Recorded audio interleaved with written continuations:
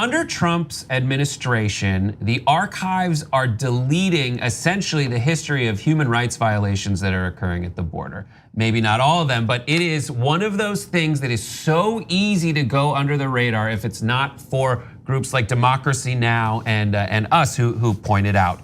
So there is a man named Matthew Connolly who's a history professor at Columbia, and he's been speaking out about the process by which the things that we need to remember so that when we look back through the long lens of history to see how we messed up as a country, we can have proof that we should never do this again. And he says, what I found and what others have found is that records relating to the death, the sexual assault of undocumented immigrants had been designated as temporary by the archives. And in other words, these were records they decided had to be deleted after sometimes 3 years, 5 years, 10, or at most 25 years in one of the cases. In December, huge numbers of records relating to shoddy medical care, the civil rights violations of these undocumented immigrants, all these records are gonna start to be destroyed later this year. There was a small amount of time when this came out a couple months ago. People spoke up, but they just were like, all right, no one's paying attention. We're gonna go ahead and delete these vital histories. So there's a misconception about the origin of the phrase political correctness. Now people use it as like, some people say, hey, don't offend people, and others say, well, I want to offend them, so you're just doing political correctness. That's actually not what political correctness is. It was originally used by actually both the Nazis and Stalinist Russia. And in both instances, it meant that the news had to do not what was factually correct, but what was politically correct. So if they said the Jews or vermin and all whatever horrible things they said, that was what the news had to report, not that they were actually human beings, etc. I can give you a million examples. And the other part of political correctness was you must not say things that are true, and if you did say them, you must remove it, okay? And then of course the Nazis then went on to say, well, you know what, that's not quite good enough. Let's take all the books that we don't like and start burning them.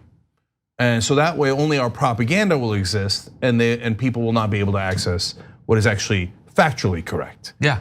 And here we are, where they're beginning to burn the things that are factually correct because it was considered politically incorrect to state the facts. So I will say this, when I went to Israel, one of the women that I had a conversation with, I went to a Shabbat dinner. She was a Holocaust survivor. She told her children, and they told their children. She had great-grandchildren in the building. So what I'm going to say to all of the people with regard to this administration and those who are complicit with everything that this administration is doing is that you can delete all the records you want. You can burn the books, but the people shall speak to all of the injustices that this administration has inflicted upon its people. So you can do all the deleting, you can hit that button all you want. You will still go down in history unfavorably for what you have done, because there are people who have pictures of those babies in those cages on their phones. There are people who have them in their own clouds because there's nothing you can do. Just like technology works in your favor, it works in our favor as well. So I don't even want to talk about this because it just made me angry, because it's just part of the oppression of people of color that is part of the history of what America has been and continues to be. It is in the fiber of this country and in all of us. And until we deal with it, honestly, we will not eradicate it. So you can delete all of it that you want. Donald Trump will always be the man that goes down, unless somebody else beats him, as the worst president that the United States ever had. Meanwhile, he then turns around and says, my poor friend Roger Stone, all he did was witness tampering, lying to Congress, breaking all these different laws, threatening people, and he's gonna get 7 to 9 years. No, I gotta fire everybody who was involved, and I gotta save. I don't want my friend in a cage. Oh, you're black and brown kids? Oh, put them in cages. But what did they do? They didn't do anything. Doesn't matter.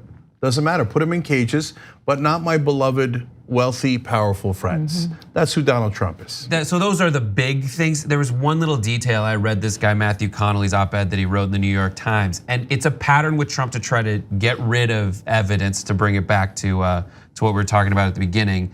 This quote's amazing. He says, President Trump has long made it a practice to tear up his papers and throw them away. It is a clear violation of the Presidential Records Act, which is supposed to prevent another Watergate-style cover-up. Workers in the White House Records Management Office who used to tape these records together say they were fired without explanation. So it's even, and I guess especially the little notes that he writes for himself, he would tear it up and people would have to go through the trash by law to reassemble them. Like imagine the tape there on the wall trying to find, do you have a page? I got do you have the Constitution on the other, or whatever, and tape them back together. And this guy fires the ones. And that's also, so you know, that's the system, it's a giant scheme to do this. And the reason, and the way that they know that is because they've slowly over time been defunding the archiving department. And the reason the archives are so important is because if another agency, for whatever reason, decides they want to get rid of this evidence, the archives are the place where it lives forever, where you can eventually go find it. And if the archives are the ones who have to get rid of it, and this policy started in 2017, kind of driving it up to a higher level, if it's not there, it's not anywhere. Thanks for watching The Young Turks, really appreciate it. Another way to show support is through YouTube memberships. You'll get to interact with us more. There's live chat emojis, badges. You've got emojis of me, Anna, John, JR. So those are super fun. But you also get playback of our exclusive member-only shows and specials right after they air. So all of that, all you gotta do is click that join button right underneath the video. Thank you.